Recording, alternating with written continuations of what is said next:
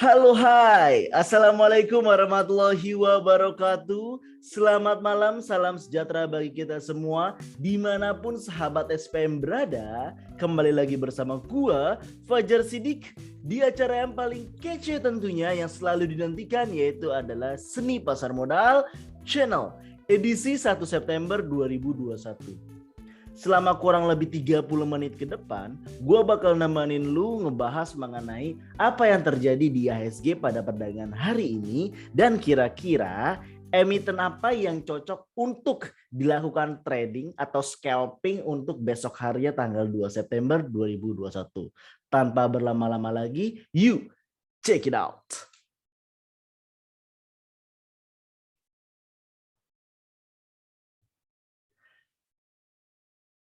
Review IHSG hari ini bisa dilihat bahwa secara overall perdagangan IHSG itu adalah merah atau mengalami koreksi tipis, yaitu sebanyak 0,96% mengalami koreksinya. Di mana-mana itu tergambar dari LQ45 ataupun Kompas 100 yang memang di antara 0,53 dan 0,69. Lalu Jakarta Islamic Index biasanya atau isi biasanya positif, ini pun ikut terkoreksi, yaitu JII sebesar minus 0,70 dan isi minus 0,95. Yang positif diantaranya adalah Pevindo 25 yaitu positif 0,57 dan IDX SMC Liquid yaitu di positif 0,47%. Ini menggambarkan bahwa tanggal 1 September itu adalah gerbang di mana biasanya bulan September ini adalah bulannya koreksi besar-besaran. Koreksi besar-besaran dari semua emiten dan tentunya ini menjadi gerbang awal juga untuk persiapan nampung barang sebanyak-banyaknya sebelum masuk ke window dressing. Bisa teman-teman cek nih di Google ataupun di mana secara historical itu bahwa Oktober, November itu udah mulai start emiten-emiten itu nanjak. Jadi mulai start awal rendahnya itu adalah di September. Jadi kalau pengen Oktober, November, Desember dan seterusnya itu take profit gila-gilaan, maka September ini menjadi ladang amal, ladang rezeki dengan kesabaran yang luar biasa harus ditempa di sana. Bagi yang portofolionya sudah hijau, gua saranin harus segera take profit gitu. Kenapa? Jangan sampai misalkan hijaunya adalah 5% atau 10%, tergerus ke 3%. Akhirnya malah bisa jadi minus. Karena aduh gatel nih, aduh nanti deh ntar naik lagi kayak gitu. Ada kesempatan take profit. Ada kesempatan take profit. Itu yang terbaik di bulan September. Khususnya untuk scalping, ini berbeda, di mana scalping itu sendiri itu adalah kita menggunakan atau kita mengintip-ngintip metode atau tarian dari si bandar atau si gajah itu sendiri. Karena kita mengikutinya, maka ada dua strategi dalam mengikutinya. Yang pertama itu bisa yang udah mungkin teman-teman tahu, open sama dengan low, bisa dipakai metode tersebut di mana bisa teman-teman lihat perusahaan atau emiten-emiten yang buka pada perdagangan hari tersebut jam 9 pagi 9.00 kan itu ada yang lihat open sama dengan low. Saat open sama dengan low itu adalah titik terbaik untuk membeli karena dalam hitungan 5 menit 10 menit itu emiten akan jelup naik. Jadi benar-benar kecepatan jari tangan itu di jam 9 sampai jam 9.10 atau maksimalnya 9.30. Artinya kalau udah lewat dari 9.30 usahakan tidak lagi punya itu emiten open sama dengan low. Kenapa? Karena kalau kita mempunyai emiten tersebut hampir dipastikan mungkin sekitar 60% lah itu akan mengalami nyangkut atau tidak terjual pada perdagangan hari itu. Oke, tuh. Jadi harus rajin-rajin belajar gitu. Itu kalau dalam kondisi seperti ini ya, kayak gitu dalam kondisi ini. Jadi gak usah banyak-banyak 1-2% cep langsung langsung jual 1-2% keluar, 1-2% keluar kayak gitu. Atau 1% it's okay gitu, 1% dulu untuk dicoba, di mana nggak usah coba banyak-banyak, 1-5 lot aja. Selalu coba 1-5 lot. Tapi kan hasilnya dikit bang, cuannya dikit, it's okay. Rasakan dulu feel-nya. Apalagi kondisi kayak gini, daripada minusnya gede, lebih baik untungnya 5.000, 3.000, tapi berkala sampai akhir bulan. Itu konsisten, itu lebih good daripada misalkan untung 20.000, misalnya untung 200.000, minusnya 700.000. Terus untung lagi 300.000, minusnya 800.000. Itu apa ya? Nggak smart menurut gua pribadi itu. Jadi di bulan September ini usahakan kalau pengen tetap cuan adalah strategi itu yang terbaik. Oke. Selalu ada anomali di bursa, mau seminus apapun bursa, selalu ada yang namanya top gainers dan juga selalu ada top loser. Ini adalah list emiten top gainers pada perdagangan bursa hari ini. Itu ada BES, ada Laba, ada Seger, Itma, Waran semua itu ya. Ada Land, The Farm, Hais, Tifa, Real, Poli, emiten-emiten gorengan lah bisa dibilang. Terus top loser warannya Danato, LFLO, Vimp, City. Sedangkan kalau misalkan ininya adalah Sofa, Same, Luck, Kren, Kijen, dan Fish. Sama-sama ke emiten third-liner ya atau gorengan gitu. Dan inilah pergerakan IISG dalam sehari. Bisa dilihat ini dibuka hijau, langsung drop merah, turun terus panjang waktu sampai perdagangan sesi pertama. Di sini sesi pertama merah tetap ditutup dengan merah, lalu dibuka lagi hijau, berhasil naik dan akhirnya turun dan berakhir di 6.093. Itulah perdagangan bursa hari ini. Artinya tidak ada perlawanan sama sekali pada perdagangan bursa hari ini, benar-benar flat menuju turun gitu, menuju turun. Ada perlawanan dikit tapi tidak signifikan. Ini adalah top net foreign buys. Ada dua ternyata hari ini pada bursa hari ini di mana asing mengumpulkan. Yaitu pertama di perbankan, lihat di perbankan sebanyak 1 M. Lalu yang kedua adalah di online application and service. Berarti ini sejenis kayak Bukalapak, sejenis DCII, sejenis Demax ya, DMMX kayak gitu. Itu adalah emiten-emiten online application and service. We will see apa yang maksud dia mereka mengumpulkan pada perdagangan bursa hari ini. Jadi teman-teman yang udah punya ini emiten bisa masuk watchlist kayak gitu. Bisa memperhatikan kira-kira mau dibawa arah kemana nih. Kenapa perdagangan bursa hari ini asing itu banyak akum di perbankan dan di online application and service. Selalu ada yang namanya pom-pom untuk menaikkan yang namanya suatu emiten. Di sini gue menyebutnya adalah pom-pom news. Ini salah satu treat baru ya di review karena kita udah kurang lebih 1 bulan ya, hampir 2 bulan mungkin menghilang dari sudut pandang sahabat SPM semua. Itu karena kesibukan dan sebagainya macamnya dan kondisi yang tidak memungkinkan gitu ya. Maka mohon bantuannya untuk tetap stay tune di channel ini dan bantu subscribe, like, komen biar ini makin rame, biar kreator itu makin semangat membuatnya gitu. Apa itu pom-pom news? Jadi pom-pom news itu adalah berita yang dibuat setelah bursa tutup. Tujuannya apa? Berita yang dibuat setelah berita tutup.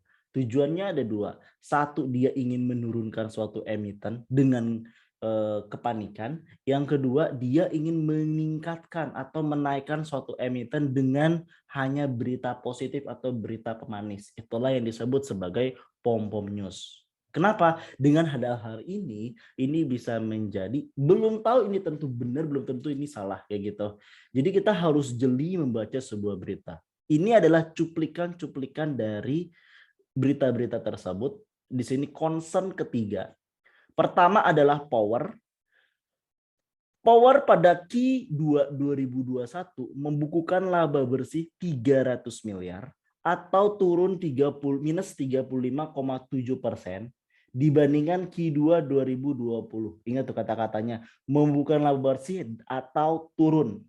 Ini adalah kalimat penggiringannya. Kalimat penggiringannya atau turun dibanding Q2 2020. Kenapa dibandingkan dengan Q2 2020? Biar apple to apple gitu. Jangan membandingkan kalau misalkan laporan keuangan itu Q2 dengan Q3 itu enggak apple to apple. Apple to apple adalah Q2 dengan Q2. Oke, itu sedikit information dari fundamental. Lanjut, pendapatan meningkat 57,9% menjadi 1.865 miliar triliun ya. Gross profit margin di kuartal ini adalah 42,4% dibandingkan dengan 38,0% di periode yang sama tahun lalu. Laba kotor tercatat naik menjadi 789,70 miliar. Sementara itu, beban keuangan Power tercatat sebesar 106 miliar minus.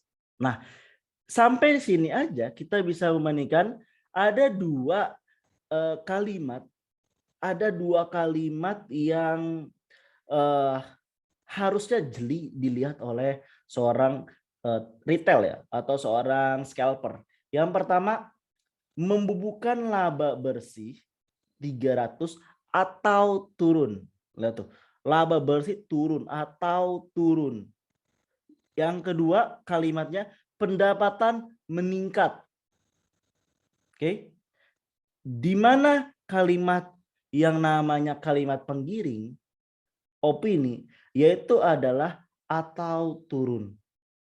Di situ dijelaskan dengan gamblang bahwa turun sebesar sekian persen dibandingkan tahun lalu. Gitu. Itu menggambarkan bahwa ini emiten jelek loh. Udah caci maki aja gitu. Padahal fact-nya pendapatan meningkat sebesar bla bla bla bla bla bla gitu. Jadi jangan menyalahkan kalau Power akan mengalami koreksi pada perdagangan esok hari. Lanjut kita yang kedua. Sederet konglomerat rambah bank digital lewat startup. Beberapa konglomerat di Indonesia seperti Salim Group, Elang Mahkota Teknologi Emtek hingga Lipo Group menambahkan bank digital lewat startup. Sebagian lainnya masuk melalui anak usaha atau bank konvensional. Salim Group biasanya masuk ke sektor bank digital lewat UTEP Indonesia, startup digitalisasi usaha mikro, kecil, dan menengah UMKM. Ini menggait Bank Mandiri untuk menyediakan layanan finansial dan bank digital. Di mana kalimat pengiringnya Bank Mandiri. Ini menggait. Kan harusnya nggak usah disebut kayak gitulah. Kalau misalkan ini menggait salah satu perusahaan BUMN, itu artinya tidak ada penggiringan. Ini menggait, itu artinya menggiring opini. Oh, Bank Mandiri nih, dia bekerja sama nih dengan para konglomerat gitu. Wah, kenapa kita nggak ikut serta? Masuk situ. Itu penggiringan opininya, Bank Mandirinya. Artinya kita bisa masuk watchlist nih berikutnya. Bank Mandiri bisa menjadi besok hari itu entah itu di awalnya akan mengalami hijau. Akan mengalami hijau dulu naik untuk sementara. Gitu, oke. Kita lanjut ke berita ketiga. WSBP pada Q 2021 membukukan rugi bersih minus 159 miliar atau turun minus 0,4% dibandingkan Q2 2020 sebesar minus 99 miliar. Pada perdagangan saat ini, PER rasio perseroan berada di level minus 0,72x. Pendapatan menurun minus 39,6% menjadi 210 miliar. Gross profit margin di kuartal ini adalah minus 49,8% dibandingkan dengan 5,5% di periode yang sama tahun lalu. Laba kotor tercatat turun minus 651,9 miliar menjadi 104,43 miliar. Oke, WSBP merupakan salah satu perusahaan yang lagi kena kasus ya, PKPU sama dengan Sril dan Gia ya. Jadi ini adalah salah satu bentuk ketakutan yang dibuat. Jadi sama kayak Power, satu bentuk ketakutan yang dibuat untuk makin menjatuhkan harga dari WSBP. Gitu. Apakah WSBP worth it atau enggak? Nah, itu yang harus dibedah lebih lanjut kembali. Tapi Power dan WSBP adalah salah satu berita yang digiring untuk memberikan ketakutan sehingga pada awal bursa nanti itu akan turun dulu atau koreksi gitu. Sedangkan Bank Mandiri melalui dengan berita startup bank digital ini akan salah satu berita pemanis positif gitu. Jadi bisa masuk watchlist, mana yang enggak masuk watchlist. Itu adalah 3 berita utama yang dibuat pada saat bursa telah mengalami tutup.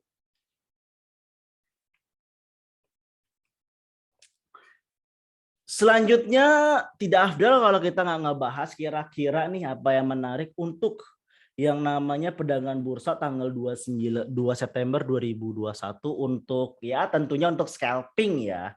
Artinya untuk scalping beli dan jual pada hari yang sama.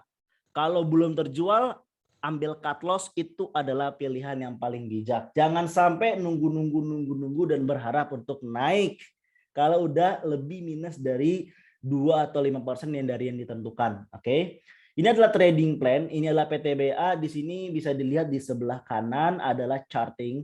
Di sini gua menggunakan 3 indikator yaitu adalah moving average, lalu moving average 2 dan 5, 2 dan 5. Apa moving average 2 dan 5? Moving average 2 adalah rata-rata pergerakan bursa 2 hari kerja, sedangkan MA5 adalah rata-rata pergerakan 5 hari kerja. Lalu ada RSI. RSI ini adalah Relative Strength Index untuk melihat psikologi pasar, sedangkan yang terakhir adalah ADX. Itu adalah melihat kekuatan momentum. Selalu terapkan ketiga indikator ini, lagging, leading, dan kekuatan momentum. Maka itu akan memberikan dampak yang signifikan. Bisa dilihat di sini PTBA telah mengalami yang namanya golden cross. Apa itu golden cross? Golden cross adalah saat MA yang lebih kecil memotong MA yang lebih besar dari bawah ke atas. Itu disebut sebagai golden cross. Di sini MA kecil adalah warna hijau, memotong dari bawah ke atas, yaitu memotong MA5, sehingga disebut golden cross.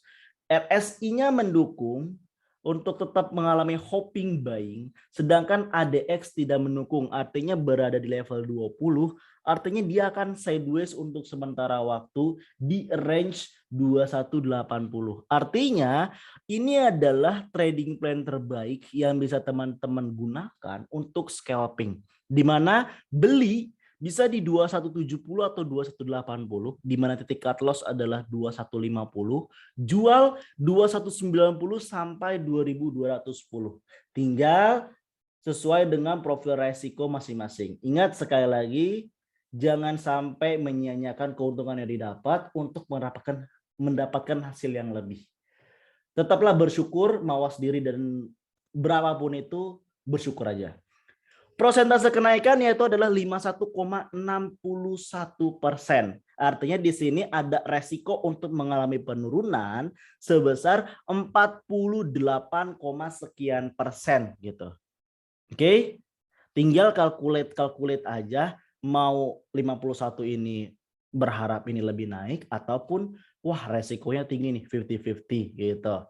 Itu balik lagi ke masing-masing ke teman-teman semua ya. Ini adalah trading plan yang dibuat sebaik mungkin biar teman-teman gak pusing dalam dari 600 emiten memilih yang mana ya buat scalping besok. Selanjutnya adalah MAPI, Mitra Adi Perkasa. Indikator yang dipakai sama moving average, RSI, dan ADX. Dia sama-sama mengalami golden cross. Titik beli 725 sampai 740, cut loss 710, jual 770 sampai 780. Persentase naik artinya besok itu persentase naik itu sebesar 60,77%. Ini cukup besar, artinya di sini bisa ke arah middle lah, middle high kayak gitu. Jadi ini kesempatan untuk teman-teman scalping dengan sekian, jangan mengharapkan lebih. Lanjut, BDMN Bank Danamon Indonesia buy 2515 sampai 2550. Cut loss 2440, jual 2590, 2660, persentase naik 45,45%. Kenapa 45? Lihat di RSI-nya. RSI-nya sudah di titik psychologist overbook. Artinya disiap-siap untuk istilahnya mengalami penurunan atau pembalikan arah itu. Jadi itulah kenapa persentase naiknya hanya di 45,45%. Terakhir itu adalah Tekim. Beli di 7450, 7525, cut loss di 7212, jual di 7642, lalu di 7800 di antara range itu, persentase naik 56%. Dengan dimana dia berada di level ini masih akan terus melanjutkan kenaikan. Jadi Tekim bisa salah satu poin untuk bisa tujuan scalping ataupun untuk swing mingguan tentunya gitu kurang lebih. Itu aja yang bisa dibahas pada perdagangan bursa hari ini. Kalau ada emiten yang pengen dibahas, yuk komen di bawah ini. Jika konten ini bermanfaat, silakan subscribe dan juga bagikan ke teman-teman semua yang membutuhkan tentunya. Oke, gua Fajar Sidik pamit. Bye. Assalamualaikum warahmatullahi wabarakatuh.